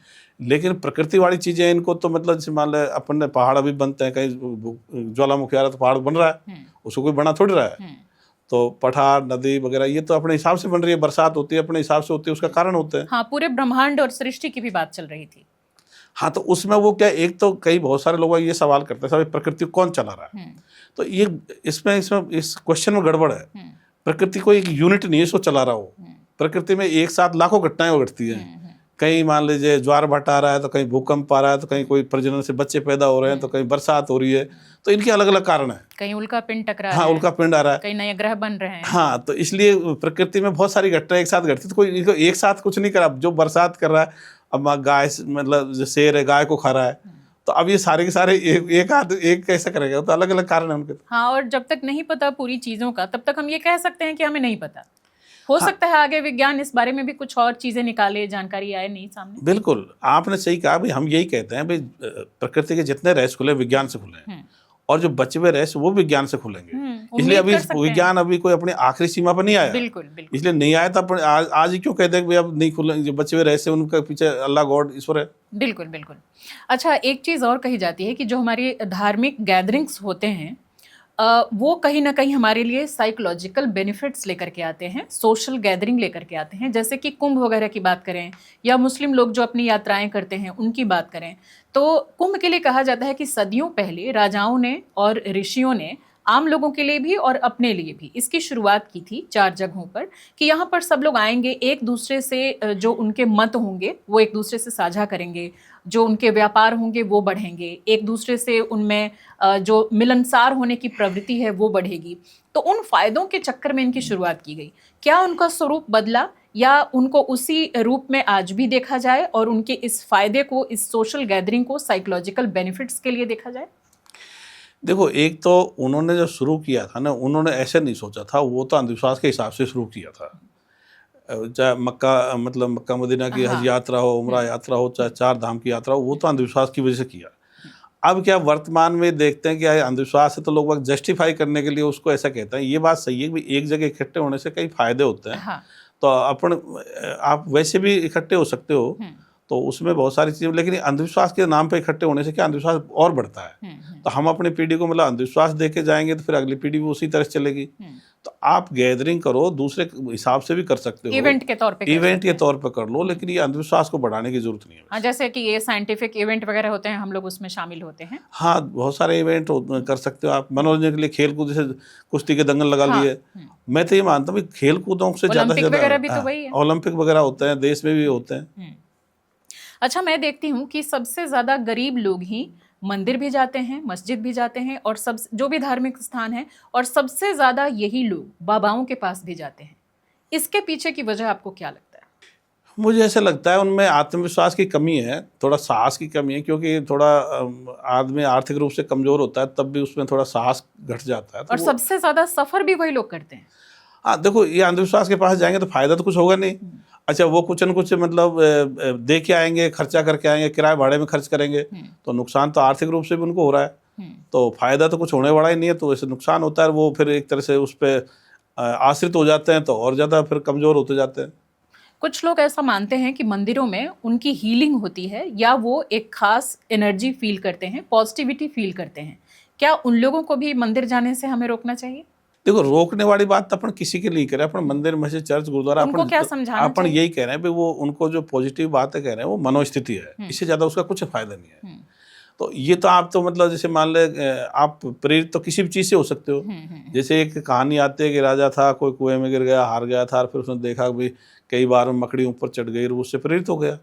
तो प्रेरित आप आसपास किसी दूसरे व्यक्ति से भी हो सकते हो जो सफल व्यक्ति हुआ है। प्रेरणा के लिए तो आपके बहुत सारी चीज़ें, अपने माँ बाप की प्रेस्टेज को ले सकते हो, भाई मेरे माँ बाप का नाम ऊंचा करूंगा, तब भी आप प्रेरित हो सकते हो। आपको लगता है कि सिद्धियां, चमत्कार ये सब भी नहीं होती? हाँ, ऐसा कुछ नहीं होता, ऐसा अंधविश्वास वगैरह। तो जैसे ये धीरेन्द्र शास्त्री हैं, जिनको कि हमारे पीएम अपना छोटा भाई भी बताते हैं, तमाम अलग अलग पार्टियों के नेता उनसे मिलने जाते हैं, उनकी बहुत ज़्यादा वाहवाही होती है। अब तो देश में उनका काफ़ी ज़्यादा चलन है, बहुत फॉलोअर्स हैं, करोड़ों में उनके फॉलोअर्स हैं। वो अपने हथेली पे ही नंबर डायल करके हनुमान जी से बात करा देते हैं लोगों के, चमत्कार करके, और उनके बारे में पूरी जानकारी दे देते हैं। वो प्रोसेस जो है उसको किस तरीके से आप देखते हैं? देखो, अभी वो क्या है कि उसकी ज़्यादा उम्र नहीं है, तो कई बार वो ऐसी बातें भी कहता। अभी कुछ दिन पहले कहा था भाई, मेरी 3 पीढ़ी को हनुमान जी की पूंछ भी नहीं दिखी, ऐसे भी वो कह रहा था। तो अब ये क्या है कि जैसे इनके जो स्थान होते हैं, तो वहाँ पे क्या इनके आदमी होते हैं, और वो कई तरह से मैनेज कर लेते हैं। तो इसको जैसे धीरेन्द्र शास्त्री को वहाँ चैलेंज किया था श्याम मानव ने, नागपुर में शायद मेरे हिसाब से, तो ये वहाँ से छोड़ के आ गया था, भाग गए थे 3 दिन अब इनके आश्रम पे आते, तो आश्रम पे तो इनके लोग बाग होते हैं, फिर ये एक बार में नहीं बताते। कई लोग वक्त जाते रहते हैं, जब इनके पास सूचना इकट्ठी कर लेते हैं, फिर उस हिसाब से बताते हैं। कई बार क्या होता है कि भाई इनके मतलब जैसे वो जो सुहानी साहब वगैरह है, तो वो जैसे वो जो इलेक्ट्रॉनिक गजेट वगैरह रखते हैं, हाँ, नजरों का धोखा, हाँ, वो इलेक्ट्रॉनिक गजेट रखते हैं। तो जैसे वो आदमी बोलता है तो दूसरे कमरे में बैठा आदमी लिख देता है, फिर वो गजेट पे दिख जाता है। तो ऐसे ये चालाकी टाइप करते हैं, लेकिन दूसरे के माइंड को कोई पढ़ नहीं सकता। अगर ऐसे पढ़ने लग जाएं तो फिर अपने जैसे पहलगाम में इनको सीमा पे बिठा दिया जाए, वहां से भी पढ़ो, दूसरे सारी इंटेलिजेंस गैदर कर लो। बिल्कुल बिल्कुल। जो आजकल सोशल मीडिया पर धर्मगुरु भविष्यवाणियां कर रहे हैं, बता रहे हैं कि आगे ये दुर्घटना होने वाली है, ये देश इस देश पे हमला करने वाला है, या किसी को पर्सनल चीज़ें भी बता रहे हैं, बहुत सारी ऐसी चीज़ें कर रहे हैं, और वो ये भी दावा कर रहे हैं कि मेरी कही हुई बातें सच साबित हुई हैं। कोई 80%, कोई 90%, किसी का कहना है कि मेरी 100% भविष्यवाणियाँ सही हुई हैं। इन भविष्यवाणियों को किस तरीके से देखते हैं, और अगर ये सही नहीं है तो क्या सरकार को इन पर एक्शन नहीं लेना चाहिए, इनको रेगुलेट नहीं करना चाहिए? देखो, एक तो भविष्यवाणी मतलब जिसका कोई बात, मतलब जैसे मान लो कोई भारत का वो मैच था ऑस्ट्रेलिया का, अब किसी ने कहा भाई भारत जीतेगा, एक आदमी ऑस्ट्रेलिया के थे, अब दोनों में से एक तो जीतना ही था। अब जिसकी भविष्यवाणी सही होगी उसको लोग ज़्यादा फॉलो करने लग जाते हैं। अब रही बात इनके खिलाफ एक्शन लेने की, तो क्या है कि अभी अपने देश में ऐसे कोई कानून नहीं बने। अभी अपन को ये करना पड़ेगा, देश में जो वैज्ञानिक दृष्टिकोण है इसको मूल अधिकार बनाना पड़ेगा, और ये जो देश को मतलब अपने प्रस्तावना में जो धर्मनिरपेक्ष लिख रखा है, धर्मनिरपेक्ष राष्ट्र या पंथ निरपेक्ष राष्ट्र या सेकुलर राष्ट्र, उसकी जगह अपन को विज्ञानवादी राष्ट्र लिखना पड़ेगा। क्या चाइना में भी ऐसा ही होगा? शायद वहाँ शायद किसी धर्म को मानने का वो मना है। मना है। पर्सनल स्पेस में मान सकते हैं, शायद ऐसा है। हाँ, ज़्यादा वहाँ मतलब सार्वजनिक रूप से मना कर रखा उन्होंने। जैसे जो उइगुर मुसलमान थे उनके भी ज़्यादा मस्जिद वगैरह वो हटवा दी, उनके बुरके भी हटवा दिए, उनकी दाढ़ी वाड़ी भी हटवा दी, उनके रोजे वगैरह भी बंद करवा दिए। तो आपको लगता है कि भारत जैसे देश में ये कभी भी पॉसिबल हो सकता है कि धर्मनिरपेक्ष की जगह रैशनल या साइंटिफिक कंट्री घोषित की जाए? हाँ, बिल्कुल होगा।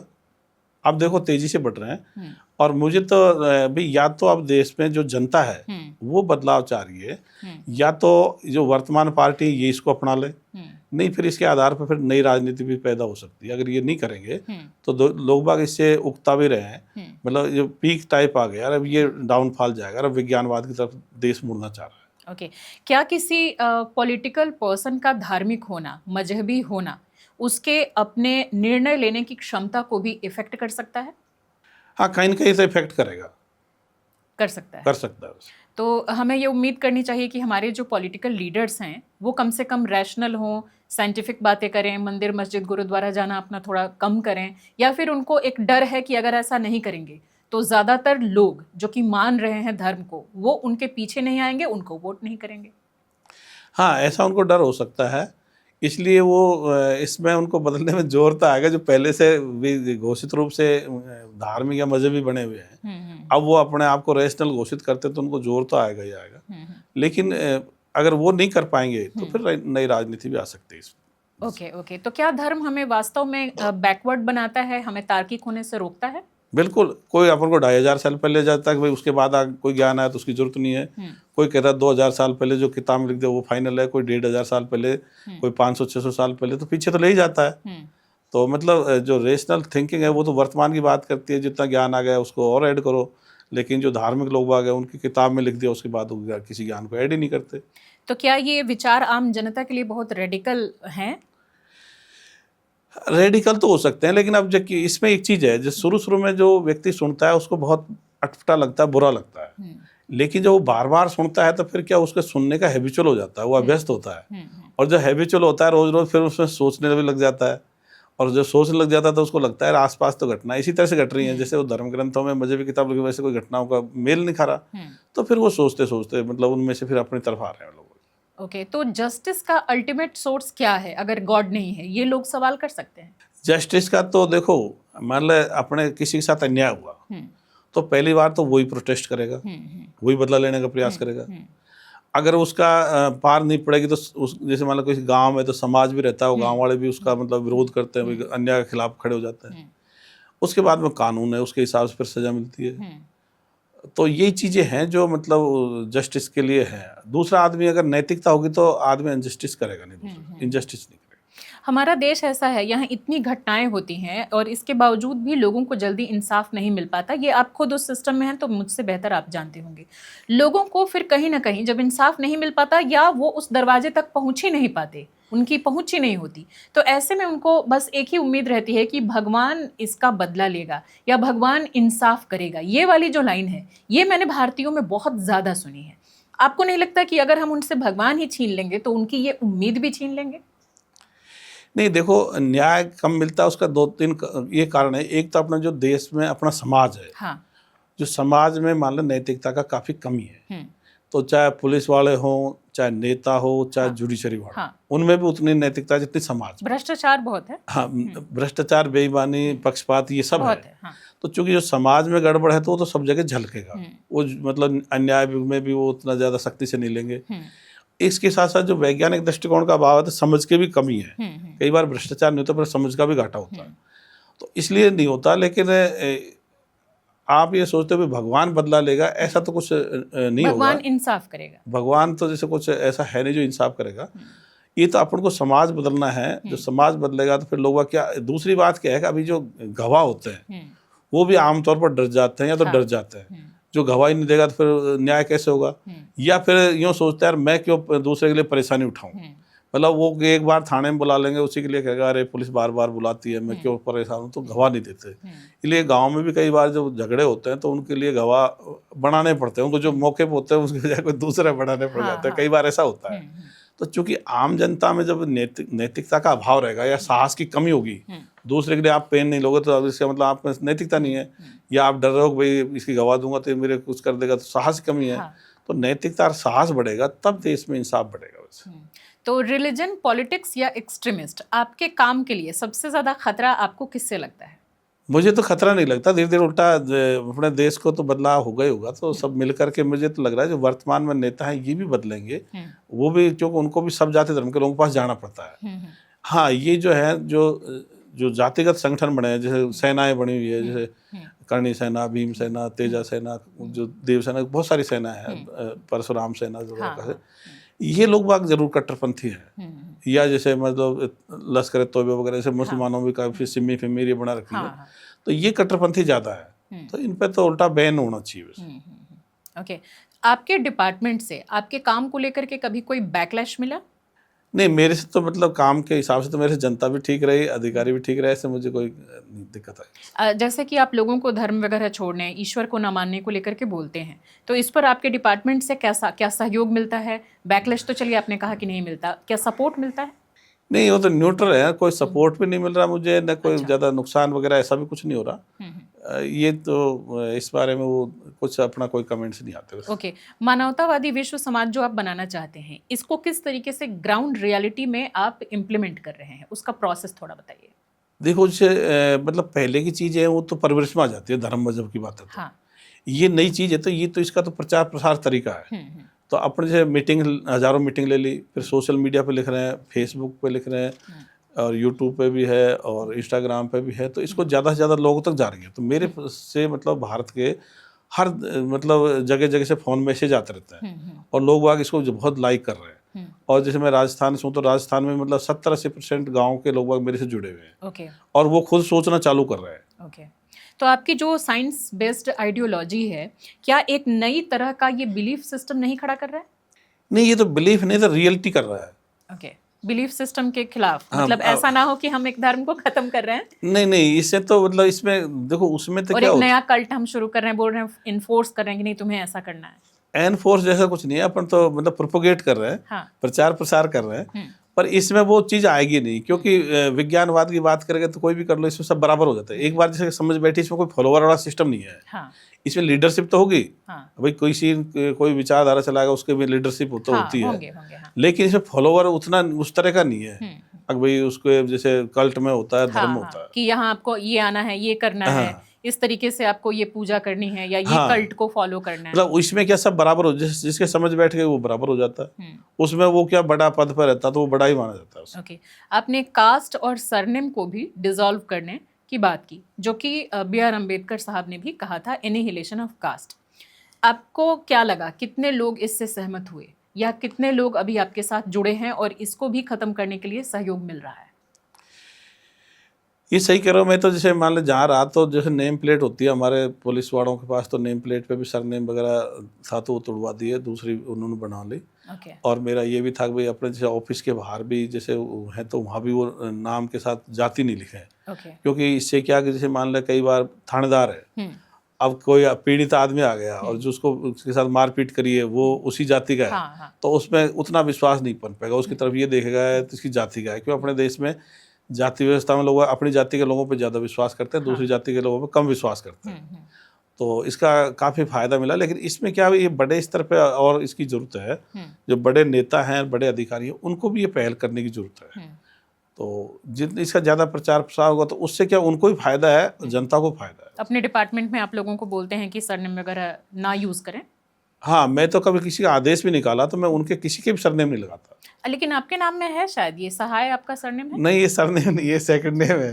कौन कई सा बार नेम है? कंफ्यूजन हो जाता है। अच्छा, ये क्या है मतलब? जैसे रामलाल हो गया तो राम अच्छा। फर्स्ट लाल, इससे क्योंकि मैंने सहाय कहीं सरनेम भी शायद देखा अब है। जैसे श्वेता जाया तो मैं तो सरनेम नहीं लगाती, हाँ। लेकिन आपका वाला सरनेम कहीं मुझे लगा कि सहाय कहीं मुझे मिला है। नहीं, ये जैसे राम किशोर हो गया। अच्छा, वैसे है? हाँ, ऐसा तो बहुत हो गया। अच्छी बात है, क्योंकि आप खुद वो काम जब तक नहीं करेंगे तो दूसरों को मैं नहीं नहीं बोल लगाता, सकते। मैं तो पहले से भी नहीं लगाता वैसे। सरनेम और गोत्र हटाने की जो बात है, ये लोग कहीं ना कहीं से वास्तव में डिस्क्रिमिनेशन कम होता है। लेकिन सरफेस लेवल पर इसको कैसे चेंज करेंगे? क्योंकि गोत्र से ही तो लोग अपनी पहचान बताते हैं, शादियां करते हैं, कुंडली मिलाते हैं। नहीं देखो, वहाँ शादी में वहाँ जरूरत है, वहाँ आप देख सकते हो, लेकिन हम तो सार्वजनिक रूप से बात कर रहे हैं। जहाँ आप नौकरी कर रहे हो और जैसे मान लो आप किसी ऑफिस में हो तो लोग बाग जैसे शर्मा जी, गुप्ता जी, चौधरी साहब, मीणा साहब, यादव जी, ऐसे नाम से लेने के बजाय हम कहते हैं फर्स्ट नेम से यूज करो। अब आप जैसी जाति का नाम लोगे तो मतलब खुद की जाति दूसरी जाति में ऑटोमेटिक फर्क हो जाता हो है। जाएगा। हाँ। तो जैसे उसका दूसरा भी उसका नाम में सरनेम सुनते ही लोगों के थोड़ा चक्कर पड़ता है, चाहे गोत्र हो चाहे जाति हो। तो इससे फायदा बजाय एक मतलब उससे एक जाति से आप जुड़ते तो और उसको कटते भी हो। ओके, लेकिन अगर सरनेम और जो आइडेंटिटी है, जो उनका गोत्र है, जो उनकी पहचान है, कास्ट है, उसको अगर हम हटा दें तो फिर रिजर्वेशन सिस्टम का क्या होगा? हाँ, रिजर्वेशन सिस्टम का ऐसा है, रिजर्वेशन जैसे मान लो आप लोग कहते हैं जाति के आधार पर है, तो अपने ये कह रहे हैं जाति की व्यवस्था खत्म करेंगे। जब जाति व्यवस्था मतलब 60-70% खत्म हो जाएगी, तब आरक्षण को मतलब गरीबी अमीरी के आधार पर कर सकते हो, कोई दूसरे तरीके कर सकते हो। भाई जैसे जो भी कोई देश का मुखिया होगा या संसद होगी तो गरीब कमजोर का ध्यान तो रखेगी। अब गरीब कमजोर का ध्यान रखने के लिए कोई भी तरीका अपना सकते हैं। अब चूंकि उसमें ऐसी जाति के आधार पर लोगों के साथ डिस्क्रिमिनेशन हो रहा है या तो इसलिए जाति के आधार पर रखा हुआ है। तो ये फिर जब, लेकिन पहले जाति व्यवस्था बदले तो सही, जब आप तो मतलब एक कदम तो चले नहीं और पहले से उसका करोगे तो बैठेगा नहीं। हाँ, वो मतलब ध्यान पहले इधर देना, पहले तो ध्यान अपन को जाति व्यवस्था को लूज करना है, इसको कमजोर करना है। जब 50-60% लोग इस तरह सोच के हो जाएंगे, अगर हम जाति को नहीं मानते, तब उसमें कानून में बदलाव तो बहुत आसान है। और इंटरकास्ट मैरिजेस वगैरह भी इसको बढ़ावा दे सकते हैं। हाँ, जो मनपसंद शादी करते हैं तो उसमें बाधक नहीं बने, मतलब मैं तो कह रहा हूँ बाधक नहीं बनेंगे। तो जैसे मान लो सब बच्चे, सब जाति धर्म के बच्चे एक साथ स्कूल कॉलेज में पढ़ रहे हैं, ऑफिसों में काम करते हैं, तो संपर्क में आते हैं, तो फिर जिनके जो जम जाएगा तो शादी कर लेंगे, तो उसमें बाधक नहीं बने, वो ऑटोमेटिक मिल जाएंगे। तो क्या स्कूल लेवल पर ही अगर हम बच्चों को इसको एक स्टडी में शामिल कर दें सब्जेक्ट के तौर पर, तब क्या सबसे ज़्यादा फायदा नहीं हो सकता? क्योंकि उनका दिमाग उस समय सबसे ज़्यादा रॉ होता है, रैशनल होता है और क्रिटिकल थिंकिंग वाले होते हैं बच्चे। बिल्कुल छोटे क्लास से ही अगर हम इनको पढ़ाना शुरू कर दें और 10th तक 12th तक पढ़ाएं, तो क्या ये ज़्यादा फायदा नहीं होगा? बिल्कुल। अभी अपन जैसे रेशनलिटी के लिए कबीर को, नानक को, कबीर को वगैरह को पढ़ाते हैं। अब लेकिन कबीर तो निराकार ईश्वर को मानता था। हाँ। अब अपन को वैज्ञानिक दृष्टिकोण को पढ़ाने की जरूरत है। मानवतावादी विश्व समाज की विचारधारा है, इसका चैप्टर अगर आ जाए तो बहुत बढ़िया हो जाए। अब अपन को आगे बढ़ने की जरूरत है। अपन क्या वो पुराने उनको पढ़ा करके भाई कबीर ने कह दिया तेरा साईं तुझ में जाग सके, तो अपन उसी बात को अभी उसको सबसे मानते हैं, ये सबसे रेशनल है। अभी तक के हिसाब से वो सही में सबसे रैशनल है। लेकिन अब अपन को और आगे बढ़ना है, और आगे अब ईश्वर अल्लाह गॉड इनको खत्म, निराकार को भी खत्म। हाँ, निराकार को भी खत्म करना। तो एजुकेशन सिस्टम में इस बदलाव को लेकर के कभी कहीं किसी भी स्तर पर सरकार से या सिस्टम बनाने वालों से कोई आपकी बात हुई है? मैं मिला था, कलराज मिश्र जी से मिला था एक बार, तो जो राज्यपाल थे राजस्थान के। एक बार पहले मुख्यमंत्री थे अशोक गहलोत जी, उनसे मिला था, तो उनको मैंने बात कही थी। फिर उनको देखे आया था, उनके स्टाफ को देखे आया था, फिर उन्होंने कभी उस पर शायद गौर नहीं किया। अच्छा, ध्यान नहीं दिया। अगर आपको देश का गृह मंत्री बना दिया जाए, आप सबसे पहले धर्म को खत्म करेंगे या फिर उसमें रिफॉर्म लाने की कोशिश करेंगे, धीरे धीरे उसको खत्म करेंगे? भाई देखो, बदलाव तो प्रधानमंत्री लाता है, गृह मंत्री से ज्यादा फर्क नहीं पड़ता। अगर प्रधानमंत्री मान लीजिए कि आप बन गए, आप एजुकेशन मिनिस्टर बन गए, तो उस पॉलिसी में कैसे चेंजेस लाएंगे? देखो, जो मिनिस्टर्स होते हैं ना, तो प्रधानमंत्री के हिसाब से चलता है। हाँ, ज्यादातर तो मेरा तो ये सोच है, मैं या अपनी इस विचारधारा का कोई प्रधानमंत्री बन जाए या जो भी प्रधानमंत्री हो, इस सोच को अपना ले, तो मैं तो ये मानता हूँ, एक तो जो धार्मिक शिक्षा है, मदरसा शिक्षा, गुरुकुल शिक्षा, मठी शिक्षा, ग्रंथी शिक्षा, मिशन शिक्षा, इसको बंद करो। और इस जो मानवतावादी विश्व समाज विचारधारा मिशन है, इसको 5th क्लास तक भी और 8th तक भी 3-4 बार इसको पढ़ाओ। तो इससे क्या बच्चों में शुरुआत में फिर वो चीज़ खड़ी हो जाएगी, समझ आ जाएगी। और तो उस हिसाब से ये चीज़ें जो अंधविश्वास वाली है, जैसे मान लें ये प्रार्थना बोलते हैं स्कूल में, उसको बंद करने की जरूरत है। और ये जो धार्मिक त्यौहार मनाते हैं, मजहबी त्यौहार मनाते हैं, इनको बंद करने की जरूरत है। मतलब अपन को ऐसी कोई गतिविधि करनी नहीं है बच्चों के सामने। जैसे कई देश है, उज्बेकिस्तान है, तुर्कमेनिस्तान है, इनमें शायद कर भी दिया, 18 साल से कम के बच्चों को वो शायद नमाज वगैरह पढ़ने के लिए मना कर दिया। अच्छा, हाँ, बहुत अच्छी बात है ये। हाँ, तो जब बच्चा बड़ा हो जाए अपने हिसाब से वो चीजों को चूज करे। तो मैं भी यही कहता हूँ भाई, कॉलेज में आप भाई कुरान, बाइबल, गीता कॉलेज में पढ़ाओ। ये बच्चों को तो बिल्कुल धार्मिक से जो मदरसा शिक्षा, गुरुकुल शिक्षा ये है, घर में, स्कूल में, मेरे ख्याल से हर जगह उनको इन सब चीजों से अलग रखना चाहिए। इनको बंद करने की जरूरत है। आप स्कूल में पढ़ाओ, कॉलेज में पढ़ाओ। यहाँ तो लोग ग्लोरीफाई करते हैं। 3 साल 4 साल के बच्चे अगर मंत्र तेजी से पढ़ते हैं, तुतली आवाज में ही उनको मंत्र सिखा करके पढ़वाया जाता है। और अगर वो किसी के सामने मंत्रों का उच्चारण करें, या फिर जो इस्लामिक लोग भी हैं उनकी जो अपनी चीजें हैं उसका अगर वो उच्चारण करें, आयतें पढ़ें, तो इसको ग्लोरीफाई किया जाता है। कोई गेस्ट आता है तो उसको सामने कर दिया जाता है, देखो मेरे बच्चे को कितना पता है। ये सही कह रहे हो। जैसे भारत में क्या था कि जैसे इस्लाम में इनहेरेंट कट्टरता है, तो उसको फॉलो कर रहे हैं, बजाय कि अपन को मतलब होड़ तो करनी चाहिए चीन से, रूस से, अमेरिका से, और होड़ कर रहे हैं पाकिस्तान, अफगानिस्तान की या बांग्लादेश की। तो बजाय कि वो जैसे मान ले, सही कह रहे हो, वो भाई कुरान कंठस्थ कर लिया तो उसको हम गीता को कंठस्थ कराएंगे, तो अपन मतलब मतलब गियर लगा दिया समाज के। बजाय कि वैज्ञानिक दृष्टिकोण पाएंगे तो उसमें सब जाति धर्म के लोग आ जाएंगे, सभी धर्मों के, सभी मजहबों के लोग आ जाएंगे। तो इधर लाने की जरूरत है। तो शिक्षा में बदलाव की बहुत जल्द ही जरूरत है। वैसे बहुत सारे लोग जो एथीस्ट वाले वीडियोस होते हैं उनके नीचे आके तरह तरह के चमत्कारों की बात करते हैं कि इसके बारे में बोल के दिखाओ। 1995 में गणेश जी ने जो दूध पिया था, देश भर में जो तहलका मचा था, उस पर छोटी सी टिप्पणी। भाई देखो, अपन बचपन से देखता रहे भाई, ठोस में द्रव घुस नहीं सकता, या तो उसमें कोई छेद करोगे तो जाएगा। तो ये तो सीधी सी बात है। उस समय सही कह रहे हो, 50-60 साल के लोग बाग भी ले लेके दूध जा रहे थे भी, तो उससे पूछते कहाँ जा रहा है कि यार परख के आता हूँ। अरे बावड़े, जब तुम बचपन से देखते हो भाई, कोई ठोस चीज उसमें द्रव घुसेगा ही नहीं, वो गीला तो हो सकता है पर अंदर कैसे जाए। तो ये तो बेसिक सिद्धांत है, उसके लिए परखने की कोई जरूरत नहीं पड़ती है। अब जैसे मान लो कुछ साल पहले चोटी कटने वाली घटना भी आई थी महिलाओं की। तो वो घटनाएं ऐसे आई थी कि नौखा में कोई एक महिला थी बीकानेर राजस्थान में, तो किसी बूझे वाले के पास गई, तो उसने कहा भाई मेरे अच्छे दिनमान कैसा है, मुझे कोई तरीका बता। तो उसने कहा भाई तेरे चोटी काट, पेट पर, पैर पर त्रिशूल का निशान बना सिंदूर से, और इसके सोशल मीडिया पर डाल दो। 10 लोगों ने फॉरवर्ड कर दिया तो अच्छे दिन आ जाएंगे। और फिर जो महिलाएं किसी तरह से कुंठित थी, उन्होंने चोटी काटना शुरू कर दिया। और तो अब लोगों कह रहे यार कुछ न कुछ तो है। अरे भाई, बाल ऑटोमेटिक नहीं कट सकते, जैसे आदमी सोता है, पुरुष सोता है, तो उनकी दाढ़ी तो कभी अपने आप रात रात में बनी हुई नहीं मिलती। तो ऐसे कट नहीं सकते भाई, तो कैंची से काटेगा या ब्लेड से काटेगा, खुद काटेगा, दूसरा काटेगा। तो इस तरह की जो चीजें हो ही नहीं सकती। तो इसमें परखने की जरूरत भी नहीं है, इसको सिरे से तुरंत ही खारिज कर देना चाहिए। पिछले साल 2025 में केरल में क्राइस्ट द किंग नाम का एक चर्च है, उसमें होस्ट, जिसको रोटी भी बोलते हैं, उसमें ईसा मसीह का चेहरा उभर के सामने आने की अफवाह या बात जो भी थी वो सामने आई, और इसको लेकर के खूब लोगों ने तहलका मचाया, सोशल मीडिया पर भी डाला। ये घटना आपने सुनी थी? ये चर्च से रिलेटेड है। मैंने सुनी तो नहीं, लेकिन अब वो इनमें कोई दम नहीं है भाई, उसने क्या कोई चमत्कार कुछ होते नहीं है, चेहरा तो किस तरह से बना लिया होगा उन्होंने अपने हिसाब से। जमाली कमाली मस्जिद है दिल्ली में। और अब से नहीं, मतलब दशकों से इसको लेकर के तरह तरह की कहानियां इस्लाम में चलती हैं कि वहां पर जिन्न घूमता है, जानवरों की आवाज में डरावनी आवाजें सुनाई देती हैं, अक्सर अदृश्य कोई व्यक्ति है वो थप्पड़ मार के चला जाता है। इस पर थोड़ी सी टिप्पणी कीजिए। देखो, वहाँ कोई चालाक आदमी होते हैं ना, वो चालाकी करते हैं। जैसे पहले भूत प्रेत जिन्न के किस्से आते थे, तो जो चालाक टाइप के आदमी थे वो भूत जिन्न बन करके किसी को ठोक पीट लेते।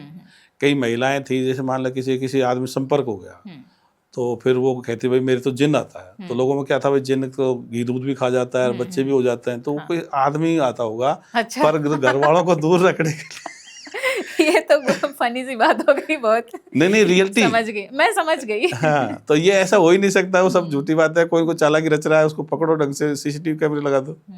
सही कहा आपने। ओडिशा के जगन्नाथ मंदिर में ये कहा जाता है कि जो ध्वज है वो बिल्कुल हवा के विपरीत चलता है। इसके बारे में सुना है आपने? चमत्कार है, सुन रखा है, लेकिन देखो अब वो ध्वज में जाके हवा किस तरह से टकरा रही है उस पर डिपेंड करता है। फिर उससे जैसे इसको चमत्कार मानते से फायदा क्या हो रहा है भाई, जिनको लोग चमत्कार कहते हैं उससे देश को क्या फायदा हो रहा है? मतलब उनका कोई यूटिलिटी नहीं, कोई औचित्य नहीं, उसे कुछ फायदा दिखे जो तो अपन उसका कुछ माने भी। तो जितने भी चमत्कार बता रहे हैं, जैसे मान लो आपने अभी मस्जिद का जमाली कमाली मस्जिद का बताया, उसका बताया, तो इनसे देश को कुछ फायदा ही नहीं है। देश में तो 25-30% गरीबी है, बेरोजगारी बड़े स्तर पर, फिर फायदा क्या हुआ उससे?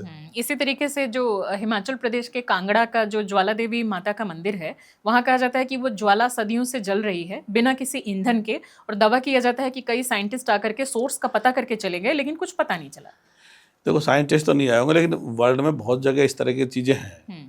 मतलब कई जगह कोई मतलब ऐसे सुंड मुंड से कोई बन जाती है, बर्फ़ के से बन जाती है, कोई पत्थर से है, कई जगह मतलब इस तरह से गैस निकलती है। तो तरह तरह की चीज़ें वर्ल्ड में, अपन क्या पूरे भारत को पूरा विश्व मान लेता है। अगर ये चीज़ें दूसरी जगह मिलती है जो तो कुछ नहीं है, अपने मतलब अंधविश्वास की वजह से लोग हर चीज़ को मान लेते हैं। देवराहा बाबा जो थे उनको लेकर के ये कई तरह के दावे किए गए। उत्तर प्रदेश के रहने वाले थे, शायद देवराहा बाबा का नाम आपने सुना होगा, कि वो मतलब 150-200 साल तक जिए और जो बोल देते थे वो हो जाता था, तरह तरह के चमत्कार करते थे। इसी तरह से उत्तराखंड के कैंची धाम के नीम करोली बाबा के लिए भी कई तरह की चीज़ें चमत्कार के तौर पर बताई जाती हैं कि ट्रेन को रोक दिया, ये कर दिया, वो कर दिया। स्टीव जॉब्स वगैरह बड़े बड़े लोगों का नाम यूज़ किया जाता है कि वो लोग भी उनको मानते थे और उनकी शक्तियों का असर आज भी वहाँ पर है। ये सुना है आपने? भाई 150-200 साल पहले जिया था तो उसको भारत को आज़ाद कराना चाहिए, उसका तो कोई रोल आता नहीं। तो उससे चमत्कार क्या हुआ? जैसे ये भी जिस दूसरे जो आप बता रहे हो, मतलब ये अंधविश्वास वाली बात है। कोई चमत्कार, ट्रेन रुकने से क्या, ट्रेन तो वैसे ही स्टेशन पर रुकती है, कई बार सिग्नल तो ट्रेन रुक जाती है। नहीं, वो चाहते थे तो बिना स्टेशन के ट्रेन रोक देते थे। उनके चाहने से कैसे ट्रेन रुकेगी? ट्रेन तो बंद कर देगा, ब्रेक लगा, ड्राइवर ब्रेक लगाएगा, और भी कई तरह के उनके चमत्कार की अरे कहानियां। ये सब झूठी बात है, इनमें कोई दम नहीं है। निधि वन के बारे में आपने सुना है, जहाँ कहा जाता है कि अब भी रात में कृष्ण और राधा का वहाँ पर नृत्य होता है, रासलीला जिसको कहते हैं, और अभी भी रूम बंद कर दिया जाता है। सजावट की और खाने पीने की चीज़ें सब रख दी जाती हैं कमरे में और कोई नहीं जाता, रात भर दरवाज़ा बंद रहता है और सुबह जब देखा जाता है तो हर सामान यूज्ड मिलता है।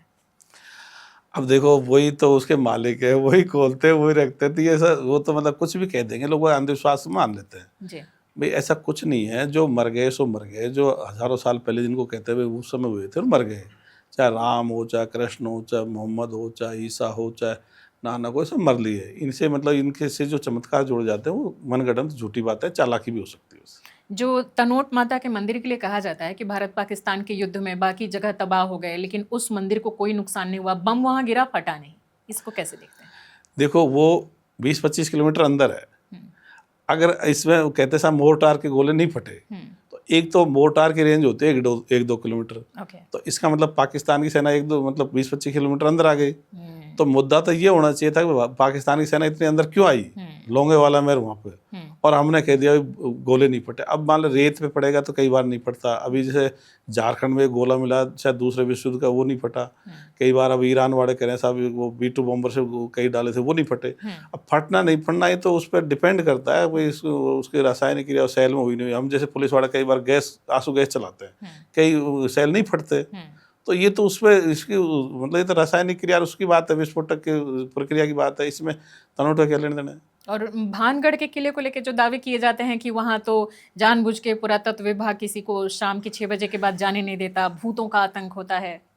हाँ देखो मैं बताऊं, जिसे पुरातत्व विभाग ने नियम बना रखे, भाई रात तो कोई इनमें नहीं रुकेगा ताकि उसको क्षति नहीं पहुंचे, और जो रुकता है उसकी जान चली जाती है, वो गायब हो जाता है। मरता तो कोई नहीं, ये सब झूठी बात है। तो पुरातत्व विभाग ने, मैं पुरातत्व विभाग के अधिकारी से बात करी, अच्छा हाँ, तो वो कहते हैं साहब वो तो हमने इसलिए नियम बना रखे भाई इनको कोई क्षति पहुंचाएगा रात को रुकेगा। अच्छा आप देखो ऑफिस में कोई रात को रुकता है?